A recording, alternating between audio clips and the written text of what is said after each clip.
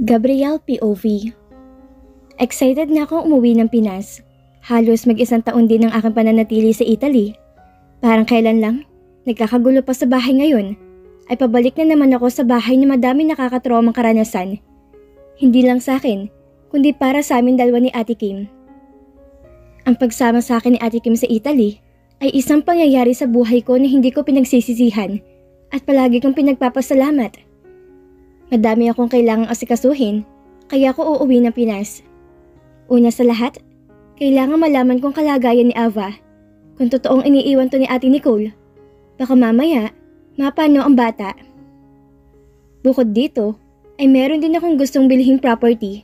Isa sa mga natutunan ko kay Ate Kim, ang mag-invest na mag-invest, lalo na sa lupa. Dahil habang tumatagal, nagmamahal ang value nito. Nagulantang na lang ako sa pag-a-announce ng flight stewardess na ang eroplanong aming sinasakyan ay palanding na sa Ninoy Aquino International Airport. Napahaba pa lang aking tulog. Hindi ko na namalayan dahil sa ganda ng binook ni Kuya Jacob na business class para sa akin. Pagkuha ko ng aking maleta ay nagtungo na ako sa arrival area para hanapin si Leon. Pinakiusapan ko kasi itong sunduin ako sa airport. Babayaran ko na lang siya at pakakainin.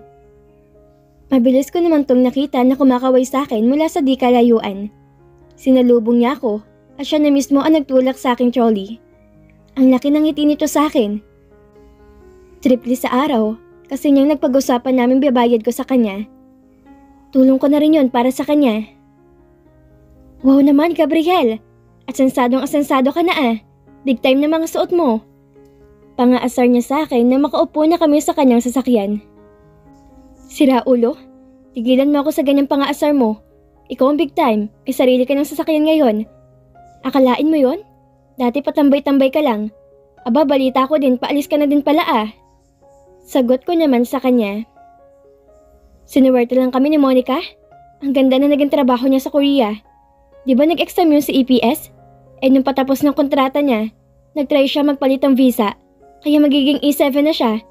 Pwede na niya akong invite at makapagtrabaho na ako dun. Sagot naman niya sa akin. Talaga? Ayos yan. Oo nga pala, Leon. Gusto ko nga palang humingi ng tulong sa inyo. Hinahanap ko kasi si Ava. Nabalitaan ko kasing nangyari kay Ate Nicole. Sabi ko pa sa kanya. Seryoso naman siyang tumingin sa akin. Pre, hindi mo ba alam? Nakatingin ng seryoso sa akin si Leon. Ang alin? Ayoko ng ganyan tingin mo. Natatakot naman ako sa sasabihin mo. Sagot ko sa kanya. Hindi nga pre, seryoso. Nabalitaan kasi namin nangyari kay Nicole. Noong una hindi nga ako makapaniwala kasi baka chismis lang. Alam naman nating lahat kung gaano kahibang yan kay Matthew. Nung huling punta kasi niyan sa Muzon, yung sa nagbabakuhan, itong kumparing Matthew ko, nagdala ng babae sa bahay niyo. Doon pa tinira. Nalaman tuloy ng lahat na hindi pala nagpapadala si Matthew mula sumampa siya ng barko. Tapos nakita namin si Nicole sa kasa. Hindi nga namin inisip yun nung una. Pero nag-iba kasi taga siya ngayon pare. Malakas ang ugong ng kapit siya ng isang mataas na politiko. Kasi grabe pre, yung kotse niya, ang ganda. Saka mukhang mayaman na si Nicole ngayon. Itong hindi ko kumpirmado. Kung gusto mo tawagan mo lang si Nicole. Kasi nabalitaan ko na, si Ava, iniiwan niya daw sa taas ng kasa. Session area yun na nagkataong kawawa ang bata. Ang pangit ang mundo gagalawan niya. Hindi man ako makakatulong sa inyo. Ayoko madawit sa gulo ng pamilya niyo.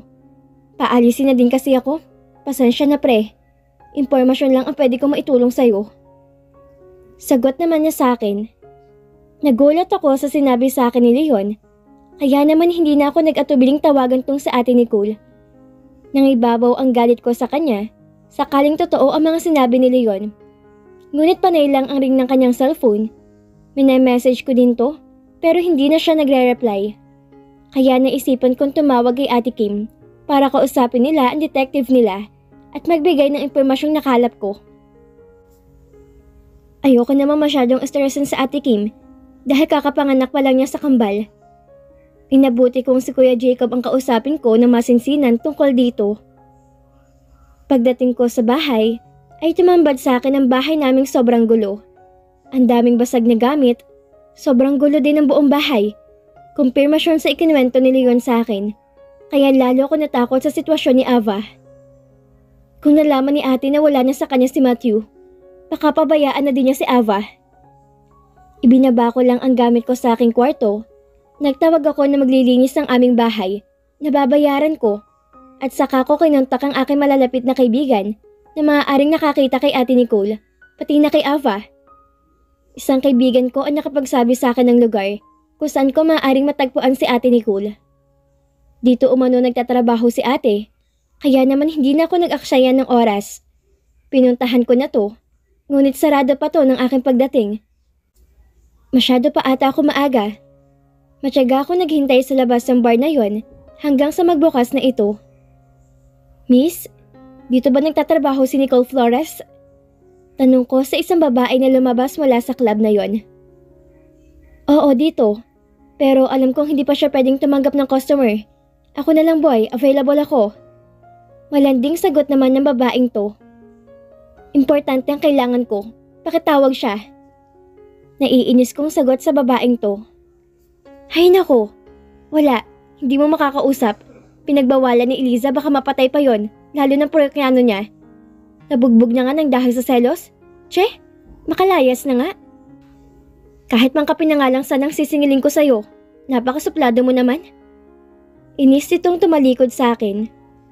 Wala naman ako mapagtanungan ng matino dahil iwas ang mga to nang hanapin ko si ate Nicole. Nicole POV. Alam kong tumatawag si Gabriel sa akin ng paulit-ulit.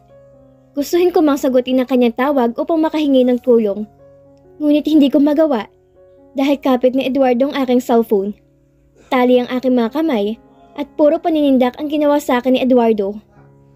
Kilala ko si Eduardo. Kapag sinabi nito, ay siguradong gagawin niya. Ayoko na mangyari ulit sa akin ang naranasan kong pambubugbog at pambababoy na ginawa niya sa akin noong nakaraan. Tama na, at napagtitiisan ko pang matandang to. Ang laki ng ngiti ni Eduardo nang ihagis niya ang cellphone ko sa pader. Para pa siyang asong ulol habang pinaglalaroan ang kanyang ari sa aking harapan. Mabuti naman, at sa araw na to, ay mag-isa lang siyang pumasok sa aking silig. Tumatawag ang baby brother mo. Nanlalaki ang kanyang mga mata habang sinasabi sa akin to. Sabi ko naman sa'yo, kung naging mabait ka lang sa akin, sana hindi ka nakakulong ngayon dito. Wala eh, matigas-tagang ulo mo. Makakalabas ka lang ulit kapag nagpakitino ka na. Tatawa-tawa pa niyang sabi mula sa akin. Oo, promise hindi na kita susuwayin. Pagmamakaawa ko sa kanya. Gusto ko pang mabuhay, kaya susundin ko na lang to sa lahat ng gustuhin niya.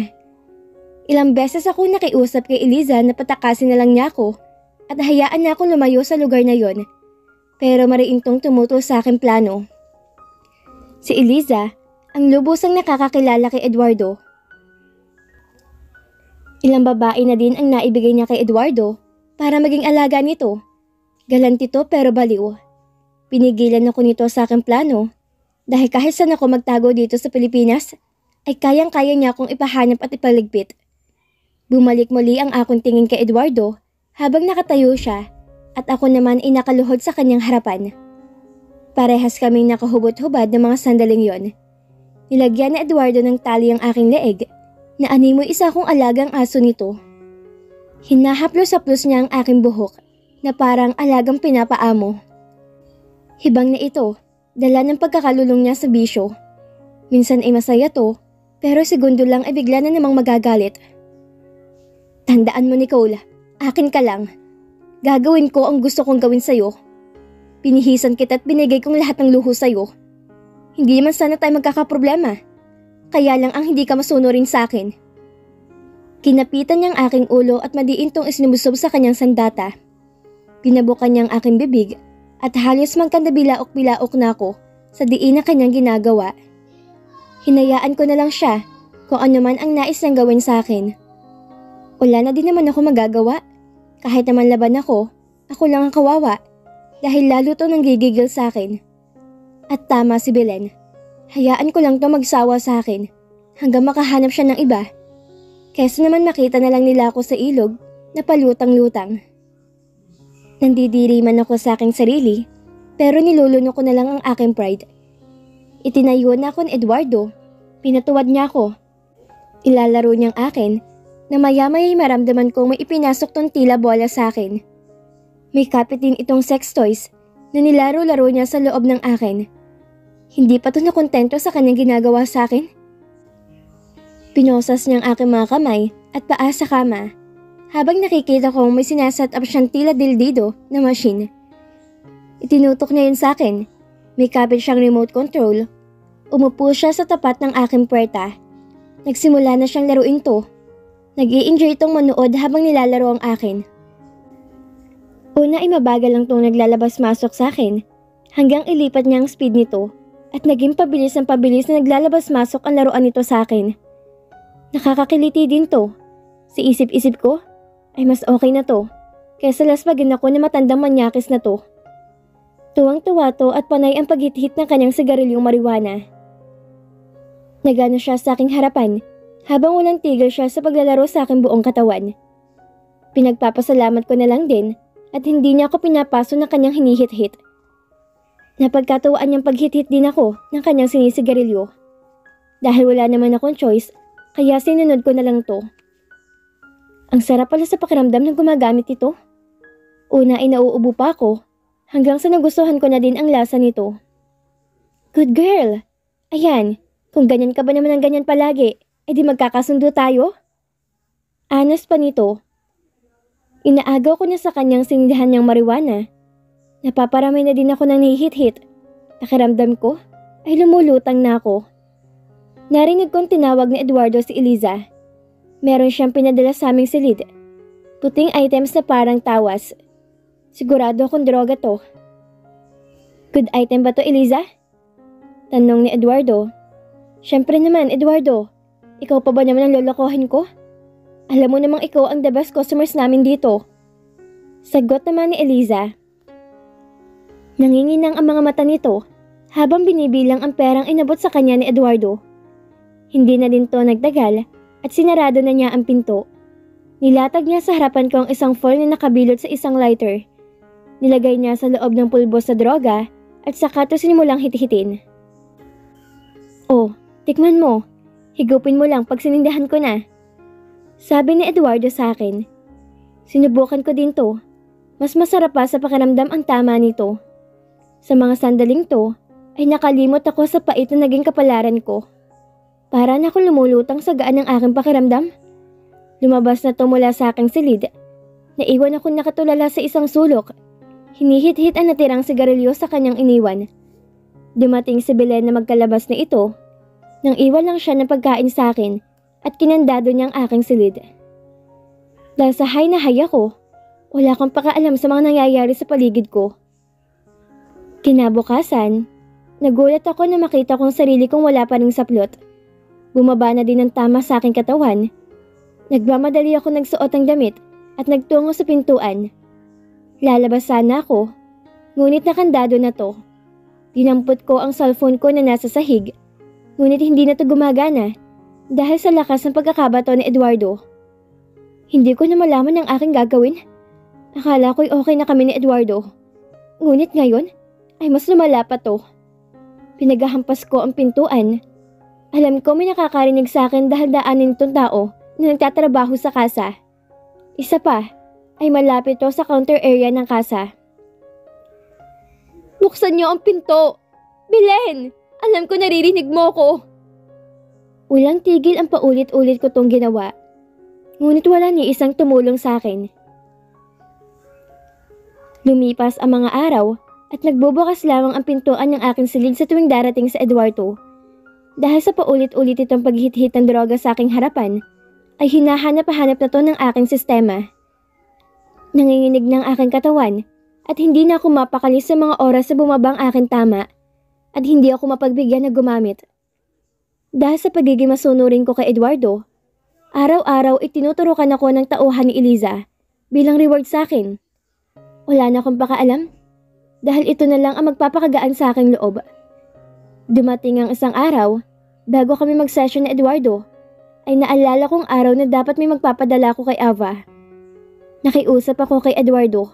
Kahit isang araw lang ay payagan niya akong lumabas. Sige na, pumayag ka na. Promise, magpapakabait naman ako. Hindi ako tatakas sa'yo. Kailangan ko lang padalhan ng pera si Ava.